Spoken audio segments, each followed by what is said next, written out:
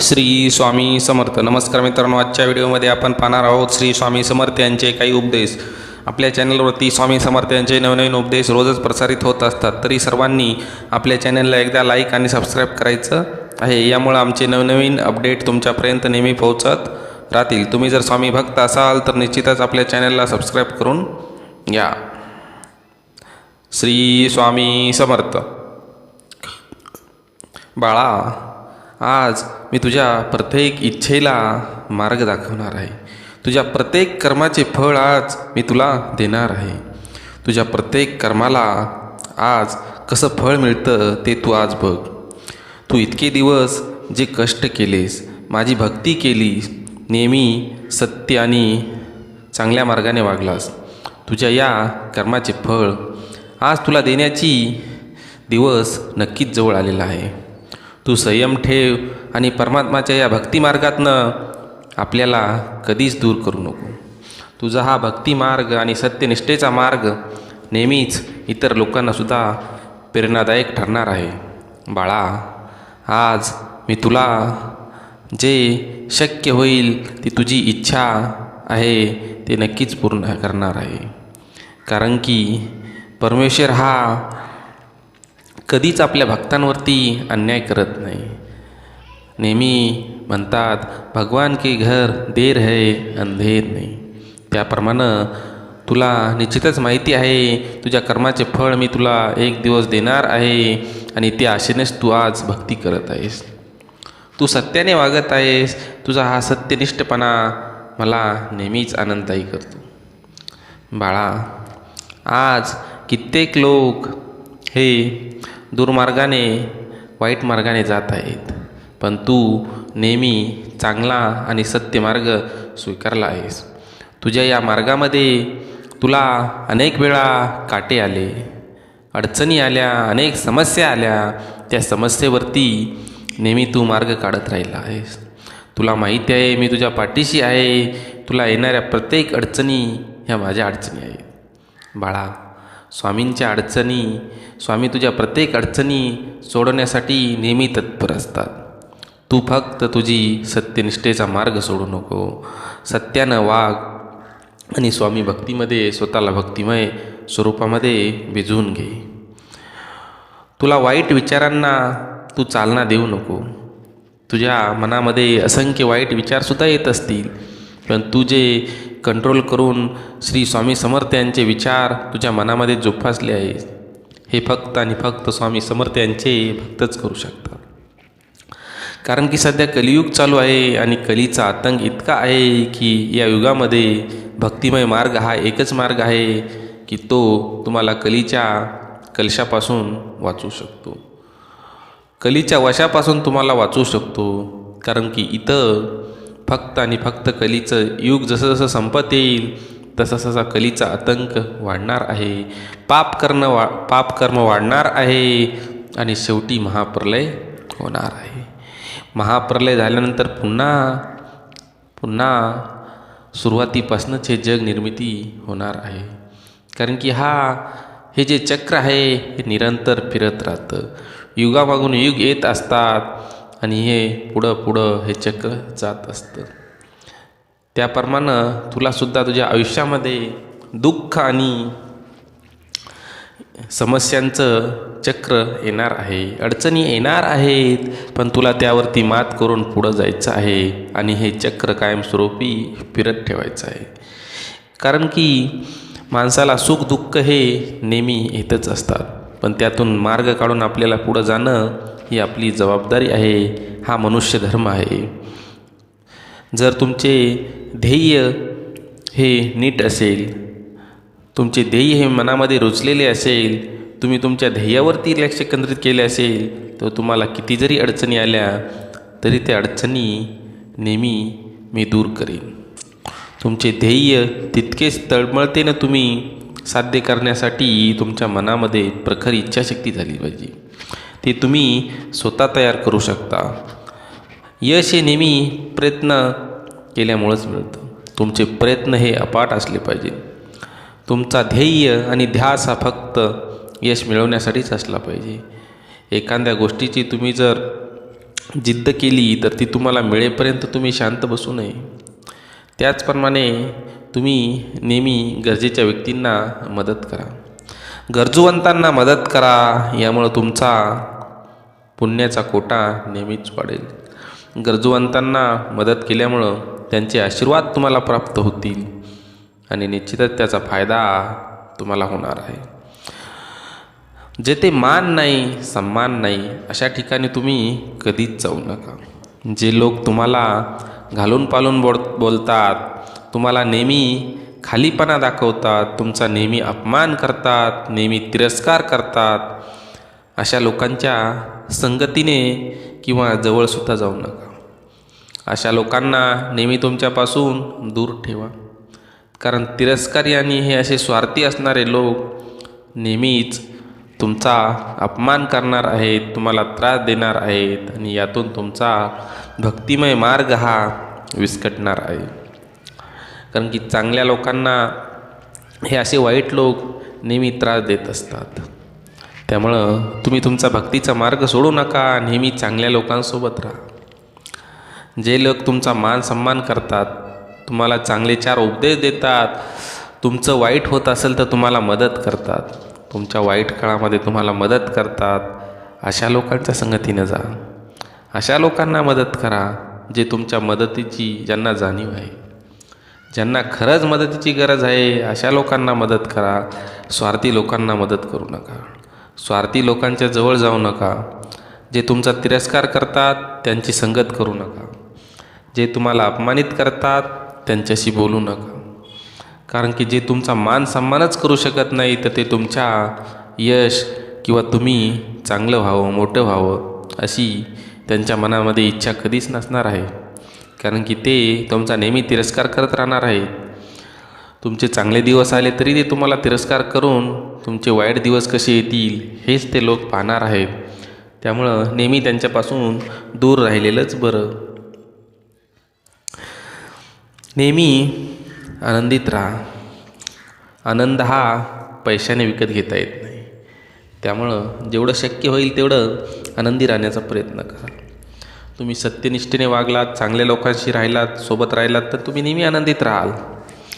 हे काळ्या दगडावरची रेष आहे. स्वामी नेहमी सांगतात, तुम्ही भक्तिमय मार्गामध्ये राहा, तुम्ही आनंदी राहाल. कारण कलियुगामध्ये फक्त भक्तिमय मार्ग एकच मार्ग आहे जो तुम्हाला आनंदी ठेवू शकतो. एखाद्या गोष्टीचा दिखावा करू नये. एखादी गोष्ट तुमच्याकडे आहे आणि इतरांकडे नाही तर त्या गोष्टीचा दिखावा करू नका. माझ्याकडे आहे, मी देणार नाही, मीच मोठा आहे, असं तुम्ही कधीच म्हणू नका. कारण की ह्या जगामध्ये सगळं काही नश्वर आहे. एक दिवस सगळ्यांचा अंत होणार आहे. एक दिवस तुमचं शरीरसुद्धा तुम्हाला सोडून जायचं आहे.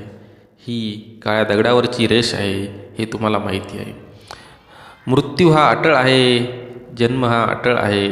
त्याचप्रमाणे या जगामधील प्रत्येक गोष्ट ही नश्वर आहे, ती एक दिवस नष्ट होणार आहे. त्यामुळं कुठल्याही गोष्टीचा मोहमाया धरू नका, अशक्ती धरू नका. कारण की एखाद्या वस्तूमध्ये जर तुमची अशक्ती जास्त असेल तर त्यामुळं तुम्हाला त्याचा नेहमी पुढं चालून त्रास होणार आहे. जेवढ्यापुरते तेवढेच कुठल्याही गोष्टीचा आदर करा. नेहमी मोठ्यांचा, आईवडिलांचा आदर करायला शिका. त्यांची नेहमी सेवा करा. सेवा मार्ग हा सर्वात मोठा मार्ग आहे.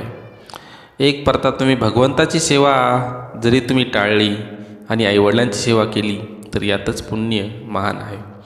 कारण की भगवंत नेहमी स्वतः सांगतात, आईवडिलांची आधी सेवा करा, नंतर माझी सेवा करा. कारण की आपल्या वाङ्मयामध्ये तसेच आपल्या अनेक ग्रंथामध्ये असे उदाहरणं आहेत ज्या ठिकाणी आईवडिलांची सेवा करूनसुद्धा लोकांनी देवालासुद्धा झुकवलेलं आहे. त्यातली त्यात एक उदाहरण म्हटलं तर भक्त पुंडलिक.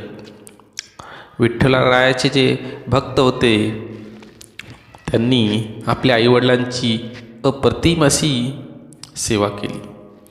आईवडिलांना दिसत नव्हतं तर नेहमी ते त्यांच्या आजूबाजूला बसून त्यांची सेवा करत असत आणि विठ्ठलाचा सुद्धा ते धावा करत असत.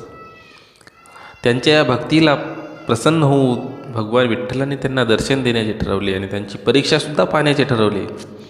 ज्यावेळेस भगवान विठ्ठल भक्त पुंडलिकाच्या घरी आले त्यावेळेस त्यांनी भक्त पुंडलिकाला सांगितले, भक्त पुंडलिक, मी तुझ्यावरती फार प्रसन्न आहे आणि माग, तुला काय हवे ते वरदान माग.